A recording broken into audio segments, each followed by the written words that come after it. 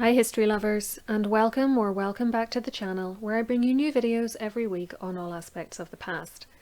Today on History Calling, we're looking at the body of Mary Tudor, Queen of France, who was also the Duchess of Suffolk and the sister of King Henry VIII. I'll take you through her death, the ways in which her remains were treated directly afterwards, her elaborate funeral, and the 3 known instances in which her corpse has been disinterred, including once when her coffin was opened and her hair was cut off by souvenir hunters. We'll also look at why these locks of hair, some of which still exist, are different colours, and see how they compare to descriptions and images of this famously beautiful princess created while she was still alive or seen in her grave. Let's find out what happened when royalty died in Tudor England.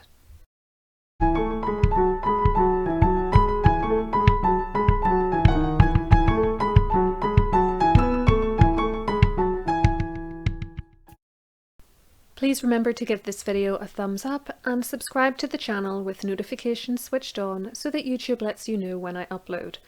You can also follow me on Instagram, which is linked in the description box, along with some books and TV shows which provide more information about Mary's life. If you would like to support me further, you have the option to make a one-off donation using the thanks button below this video. That will enable you to post a customizable and brightly coloured comment and get a one-time animation over the top of the video. In June 1533, the life of Mary Tudor, Queen of France, came to an end at Westhorpe Hall in Suffolk at between 7 and 8 a.m. on either the 24th or 25th of that month. The sources can't agree. She was just 37 years old, and though her cause of death is still unknown, she had been unwell for some time. She was the wife of Charles Brandon, Duke of Suffolk, though he wasn't with her when she died, as he was in London attending the coronation of their new sister-in-law, Anne Boleyn. Charles wasn't Mary's first husband, however.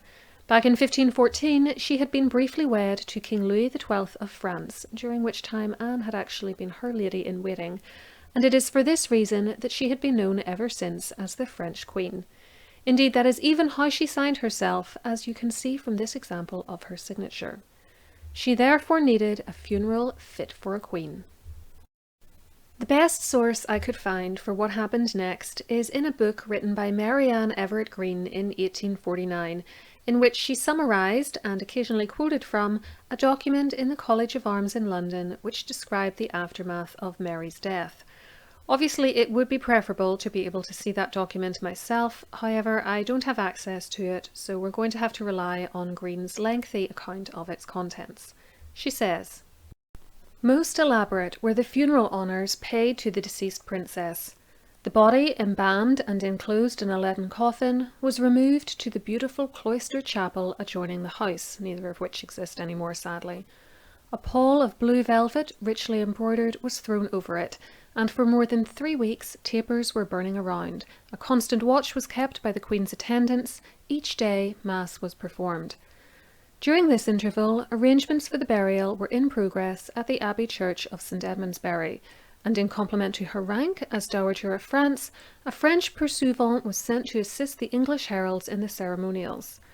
On Monday, July 20th, some of the train of mourners made their appearance at Westhorpe, and in their presence a solemn dirge was sung at the chapel. Incidentally, I'm showing you some images here of other Tudor queens' funerals, as there aren't any pictures from Mary's. On the Tuesday, the Lady Frances Brandon, the Queen's eldest daughter, and future mother of Lady Jane Grey, by the way, led as chief mourner. Between her brother, the Earl of Lincoln, this was Mary and Charles's eldest surviving son, who would die himself the following year, and the Marquis of Dorset, who was Frances's husband, came to the chapel. Following her in couples were the Lady Eleanora Brandon, this is Charles and Mary's younger daughter, and Lady Willoughby the younger, this is the teenage Catherine Willoughby, who Mary's husband married just a few months later. Ladies Powys and Monteagle, the Queen's stepdaughters, they were Charles Brandon's daughters by a previous wife, Lady Chelston, her sister-in-law, this means Charles Brandon's sister, Lady Shilston, with the Ladies Wingfield, Glenham and Corbett. They all attended Mass, presented their offerings, and then departed to take breakfast, whilst final preparations were made for the orderly array of the procession. 6 gentlemen conveyed the coffin from its resting place in the chapel to the funeral car, this means what we would call a cart, and which was richly draped with black velvet and drawn by 6 horses, with housings of the same material, embroidered with escutcheons of the Queen's arms. At each end of the car kneeled 2 gentlemen ushers, bareheaded, and at each corner waved a banner, displaying the arms and genealogy of the illustrious deceased. Over the coffin was thrown a pall of cloth of gold of frieze on a black ground, with a cross of the same on a white ground, upon which was a representation of the Queen, apparelled in her state robes, with a crown of gold upon her head and a sceptre in her right hand. All being in readiness, the procession set forth. At its head walked 100 poor men in black gowns and hoods, each carrying a wax taper, then the cross, attended by the clergy of the chapel, and followed by knights, barons, and gentlemen, the officers of the Queen's household, Garter and Clarenceux, kings-at-arms, and Lord Powys, the Queen's chamberlain, all on horses trapped with black cloth. Then came the car, surrounded by 100 yeomen with torches. Lady Frances Brandon followed, mounted on a horse covered with trappings of black velvet, the Marquis of Dorset riding on her right hand, and Lord Clifford on her left. Behind them, in single file, 10 noble ladies on horseback, each attended by a lackey bareheaded. Then 2 mourning chariots, the female attendants of the Queen on foot, and lastly a number of yeomen and servants, and all other that would, that is, all who were prompted by personal attachment to follow as unbidden guests. From the several parishes through which the train passed, deputations issued to offer the last tribute of respect to the memory of the deceased Queen, and to each company were given torches and funeral escutcheons, and money to defray their expenses. At 2 o'clock in the afternoon of Tuesday the 21st, the cortege reached the town of St. Edmundsbury, and was met by the priests of the parish, in their best ornaments, doing such ceremonies as to the same appertaineth. Proceeding to the abbey, it was received at the first gate by the abbot and monks, and at the second gate by the Bishop of London and other prelates in their pontifical robes. The coffin was removed from the car to a hearse, hung with black sarcenet, which is a kind of silk, with fringes of silk and gold, the Queen's arms and device in fine gold, with her motto, La volonté de Dieu me suffit, which means God's will is enough for me. The yeoman torchbearers took their post on either side of the hearse.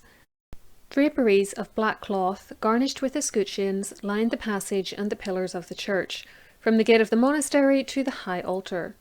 When the mourners were arranged in their respective places, the dirge was solemnly chanted by the whole body of clergy, and at the times accustomed. Guinet, I hope I'm pronouncing that correctly, the French pursuivant, exclaimed aloud, "Pray for the souls of the right high excellent Princess and right Christian Queen, Mary, late French Queen, and all Christian souls." At the conclusion of this ceremony, the assembly adjourned to the great chamber of the monastery, where, as also in the hall, a plentiful supper was provided, in goodly order and sort as could be devised, with all great manner of delicacies. A chosen company of mourners watched round the hearse that night, and the next morning 2 early masses were performed. After breakfast, the whole party, in due order, went to the chapel to attend the Requiem Mass, and afterwards presented their offerings. The ladies Monteagle and Powys, the 2 ladies Willoughby, that's Catherine and her mother, the former Maria de Salinas, and the ladies Eleanor and Frances Brandon, receiving from the hands of the King-at-Arms splendid palls of cloth of gold, carried them to the foot of the coffin, upon which they were laid by Garter King. The ladies returned to their places, and the sermon was preached by the abbot of St. Benet's. Then the mass was concluded, after which the chief mourner and her attendants returned to the great chamber, without awaiting the completion of the melancholy rites. This deviation from etiquette can only be accounted for by the supposition that the Lady Frances and her sister were too much overcome by sorrow to remain. The coffin was carried to the place of burial with gorgeous canopy and waving banners, and slowly lowered into the grave, whereupon the head officers of the Queen's household broke in two their staves of office with great weeping and lamentation, and cast them into the grave. The solemnities of the interment being ended, all departed to dinner, and after dinner everybody took their leave that would, and had great thanks full gently. There was also provided for the poor people a great dole in 4 places in the town of Bury, having meats and drinks come who would, and every poor body 4d. Everett finished her account of the funeral by adding that funeral services were also performed by order of the King at Westminster and St. Paul's. Neither Mary's husband nor her brother attended the funeral and burial, but that was standard practice for the time. Henry didn't attend the service for his wife, Jane Seymour, in 1537 either, for instance. You can learn more about that in my video on her death and burial, which is linked on screen and below for you. Furthermore, when Anne of Cleves, who was then the third lady in the land, died in 1557, the monarch, who was the other Mary Tudor, meaning Henry VIII's daughter, didn't attend the funeral despite the fact it took place in London, nor did her sister Elizabeth. Again, I have a video on that which is linked for you. In 1533, it was Mary Tudor Brandon's children who led the mourning, though the eldest of them, Lady Frances, was only 16 at the time, and the youngest, the Earl of Lincoln, was around 10. Queen Mary didn't rest for long in her first grave. Just a few years later, one secondary source I read said 5 years, but I can't verify this, in the midst of the dissolution of the monasteries, her brother had her body disinterred and moved. She was taken to St. Mary's Church in Bury St. Edmunds and reburied in the northeast corner of the chancel. She then lay undisturbed for long enough for people to forget that she was actually buried there. For in 1731, the monument over her grave was removed, under the mistaken impression that it was merely a cenotaph, meaning a commemorative memorial rather than an actual grave marker. The descriptions of this monument which I found aren't great at describing it, and I haven't come across any pictures of it, but as near as I can tell, it was a raised structure, presumably deep enough to contain the coffin, which seems to have been in it rather than below it, and it was topped with a stone which was marked with crosses and had been used as an altar to perform masses upon. Those present at this disinterment quickly realised their mistake when they discovered her lead coffin, shaped to her body and bearing the following inscription over her chest: Mary, Queen, 1533, of France, Edmund H. We don't know who Edmund H. was, but evidently he had something to do with either creating or inscribing the coffin. The tomb was closed up again, and another few decades went by. In 1758, the Reverend Dr. Symonds of Bury took it upon himself to repair the tomb and placed a marble tablet above it, which says, "Sacred to the memory of Mary Tudor, third daughter of Henry VII of England and Queen of France, who was first married in 1514 to Louis XII, King of France, and afterward in 1517, which is incorrect as it should say 1515, to Charles Brandon, Duke of Suffolk. She died in his lifetime 1533 at the manor of Westhorpe in this county, and was interred in the same year in the monastery of St. Edmundsbury, and was removed into this church after the dissolution of the abbey." In about 1769, Mary's grave was opened again, and a small hole was bored into the coffin. However, we only know about this because it's mentioned in passing in a description of a much more serious intrusion into her grave, which occurred on the 6th of September 1784. At that time, it had been decided to move Mary's monument in order to provide clearer access to the church's communion table. The monument was described at that time as, quote, "a plain altar monument of stone, with the upper slab of Petworth marble, marked at each corner and at the centre with a small cross, which shows it was consecrated for an altar." Quite why her coffin had to be opened isn't clear. I suspect it was just done out of morbid curiosity. But that's what happened, and locks of the Queen's hair were cut off. We have an eyewitness account of the events of that day from Sir John Cullum, who later wrote them down for the Duchess of Portland, to whom he was sending a lock of the hair. He began with a covering letter to the Duchess, in which he wrote, "Sir J. Cullum presents his most respectful compliments to the Duchess Dowager of Portland, and takes the liberty of sending her Grace some account of Mary Queen of France, afterwards Duchess of Suffolk, to attend the lock of her hair. It is indeed as meagre as the poor Queen's own skeleton, but such as it is much at her Grace's service." There was then a separate document which read, 6th of September, 1784. The church wardens of St. Mary's at Bury St. Edmunds, designing to remove the altar monument of the French Queen, which stood in the northeast corner of the chancel and obstructed the approach to the rails of the communion table in that part, myself and a few more had notice of it. The coffin rested on a plank within the tomb, not sunk into the ground. It was of lead, 6 feet 2 inches long, nearly of the shape of the body, with a coarse representation of the face, like the mummy coffins. Upon the breast, which had been smoothed and polished, was rudely scratched, and apologies here because I'm going to repeat something I've already said, Mary, Queen, 1533, of France, Edmund H. Upon opening the coffin, the corpse appeared of a deep chestnut colour. It had been embalmed, as Sandford says, this is a reference to a 17th century historian, but the whole was become extremely moist, perhaps from a small incision that had been made in the coffin about 15 years before. This is how we know the coffin was interfered with in about 1769, which, though soon soldered up again, had doubtless admitted a fresh mass of air. Whatever gums and resins had been used, they had lost their tenacity. The swathings were of coarse linen, and, as well as their extreme tenderness, would suffer me to handle a piece of them, seemed to be at least tenfold. They had given way about the stomach, by which it appeared that the inside of the body had been filled up with some calcareous substance, doubtless to absorb any moisture that might exude. The sockets of the eyes were also filled with the same calcareous substance, as was also probably the cranium, if the brains had been taken out, but this was not examined, as very little disturbance was given to the royal remains. This level of respect is very different, by the way, to what happened to Queen Catherine Parr. See my video on her disinterments and mutilations for more details. The hair was perfectly sound, retaining the original strength, and adhering very closely to the skull. It was of considerable length, some perhaps near 2 feet long, and of a beauteous golden colour, as was that of her mother at the time of her marriage. The teeth were all entire and even, both above and below. Some parts of the envelope had perforations in them, of about the size of a small knitting needle. If these were made by insects, as they have the appearance, the eggs of these insects must have been deposited either before the original closing of the coffin, or at its opening about 15 years ago, before mentioned.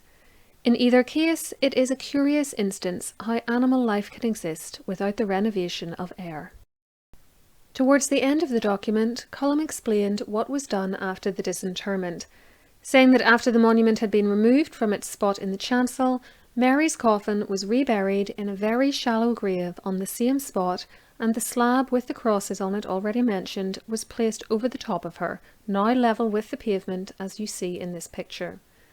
Thus, Mary's body wasn't moved to a different location, it was just stripped of its monument, which was obstructing access to the communion table.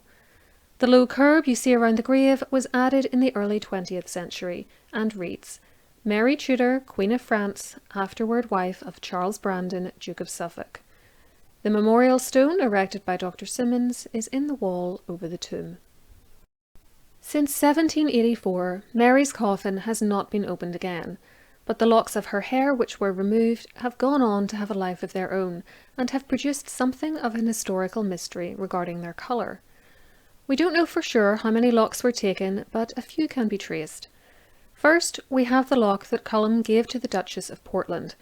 It was sold in 1786 to the Duke of Chandos for £6 10s, then apparently made its way into the Duke of Buckingham's possessions, for when his effects were sold in 1848, the lock went for £7 10s to a Mr. Owens of Bond Street in London. A second lock was owned by the Reverend George Ashby of Barrow.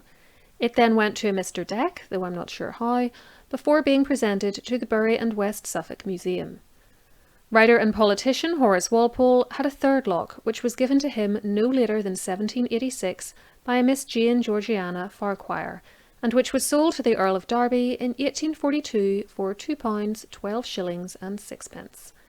I've also seen other reports in 19th century books which state that other people in the town of Bury St Edmunds owned some of Mary's hair as well, but I can't verify these stories.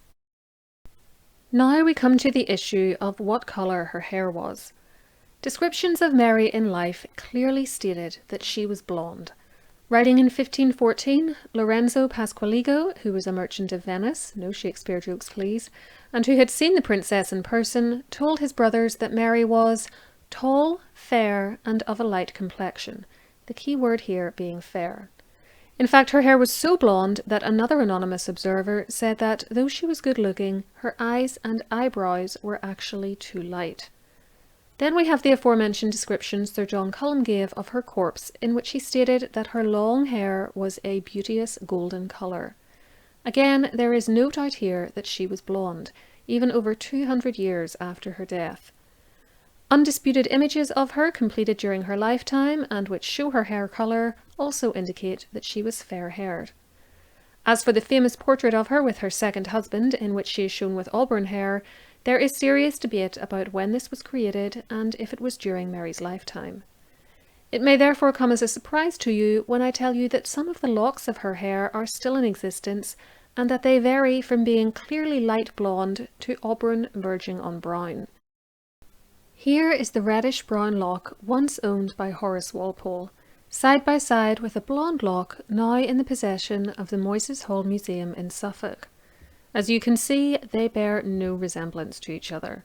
So what's going on here? This discrepancy was noted as early as the 19th century.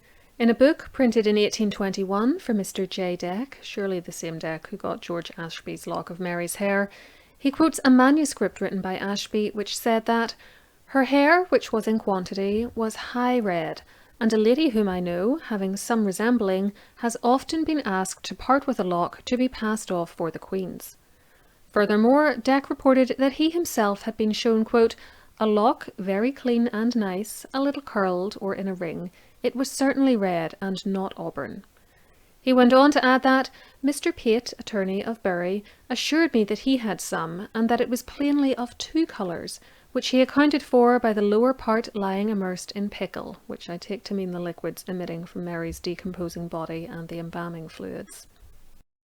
It's up to you what you make of all this. Personally, I think we're seeing the results of some fraud here.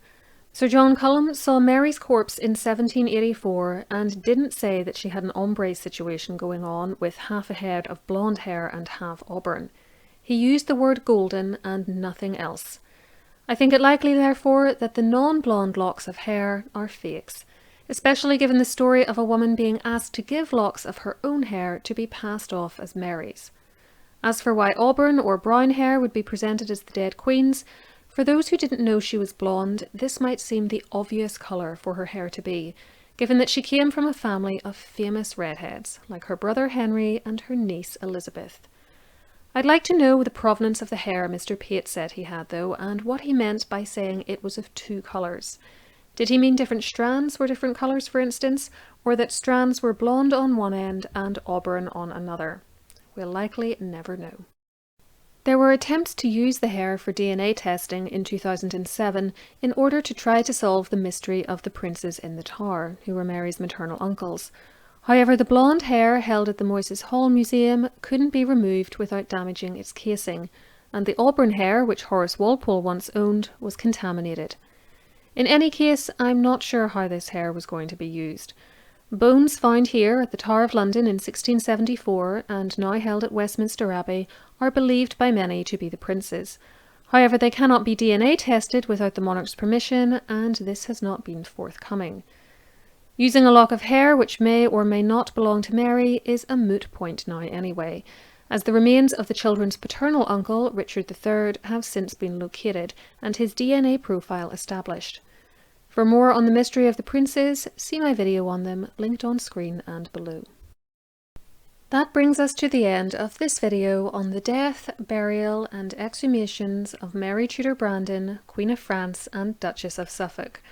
Let me know in the comments below why you think locks of her supposed hair are different colours, and if you'd like to learn more about the Tudors, try one of these options next. I'll be back next week with something new for you, and until then, keep learning.